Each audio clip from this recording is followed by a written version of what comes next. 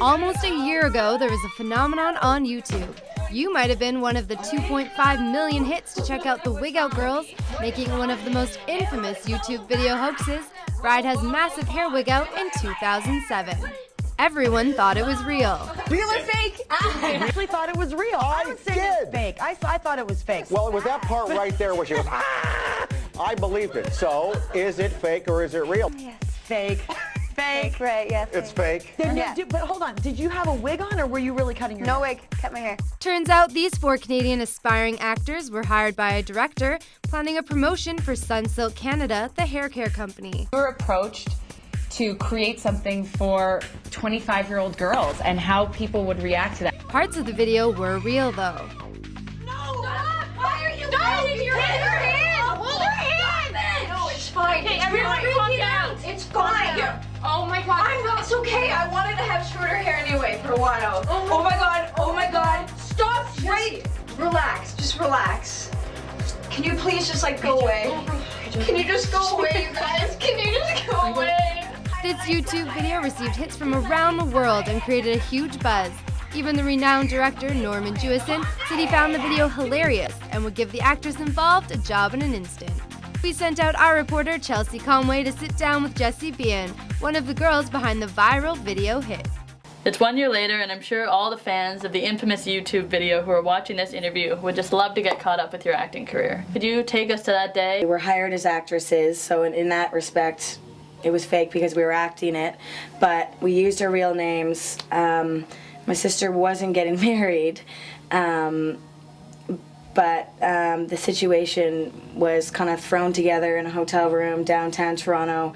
Everyone believed it was real because we used a family camcorder, so it came across as, you know, three bridesmaids hanging out in a hotel room, and, you know, this girl was getting married. It was her wedding day, and she was freaking out because she had the most hideous haircut. And I think so many people out there can relate to getting married, and that's why so many people believed it, but we were hired as actresses. When did you first realize that the response to your video was so huge?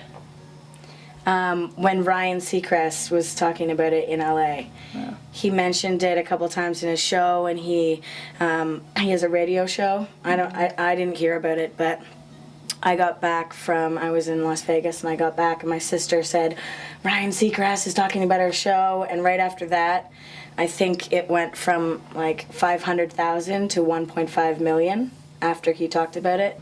Looking back, is there something that was most memorable about those crazy days that followed, or was it like a blur?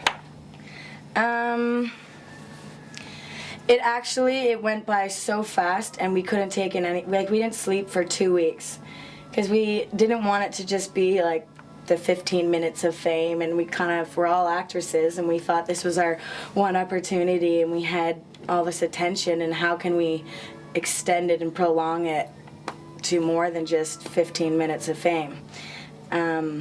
So, I mean, every single day I had to get my headshots printed up to give them out to people in LA. We got flown to New York, where we were picked up in a limo. We were chauffeured around in SUVs, going on all these talk shows. You know, we couldn't sleep at night. The next morning we were meeting Diane Sawyer, who's like one of the most influential women out there. And so we were obviously really nervous, and I think there was so much adrenaline going. Where are you now, 1 year later? Now, I think it took us a while to kind of get going again. I mean, you go from being up there and getting all this attention, and you think your career, like this, it's going to take off, especially, you know, after going on Jimmy Kimmel and all of these amazing talk shows, to back home again, broke, no money, we had no show.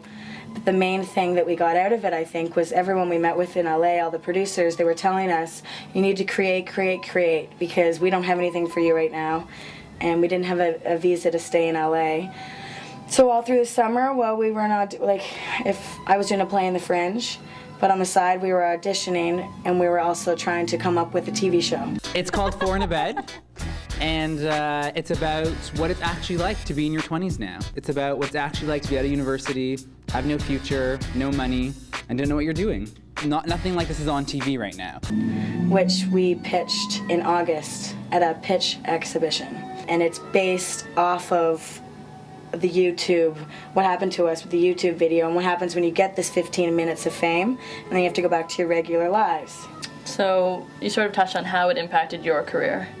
Yes. How has it sort of affected Jodie's, your sister who was actually the bride in the video who cut her hair? Has it affected her differently? It's like kind of do or die for her. Get a show. She put a lot of pressure on herself, especially after the video ended. And the two of us were like a little depressed, you know, going back to the Toronto acting industry. So I know that you're an accomplished athlete. Does this add balance to your life as an actor? It's a huge part of my life, so I think also being an athlete, you're very skilled, right? And coming from that background, you're very disciplined, and I think you need that also.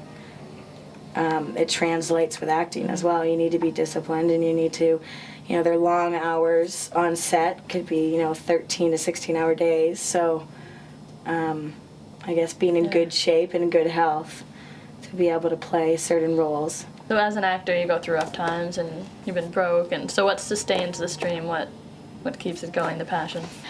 I love the idea of being able to play different characters, play different people, or get to feel what it feels like to be in someone else's shoes.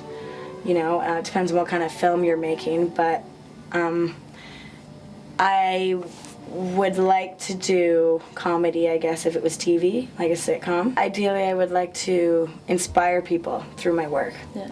And work on projects that are meaningful and not, I don't know, movies or shows that I have no interest in. But that will take time, and I won't be able to have those roles until I, you know, experience some success. Jessie, thank you so much for being here. We really appreciated you revisiting your YouTube experience 1 year later. Yes. And also for giving us some insight into the life of a young aspiring Canadian actor.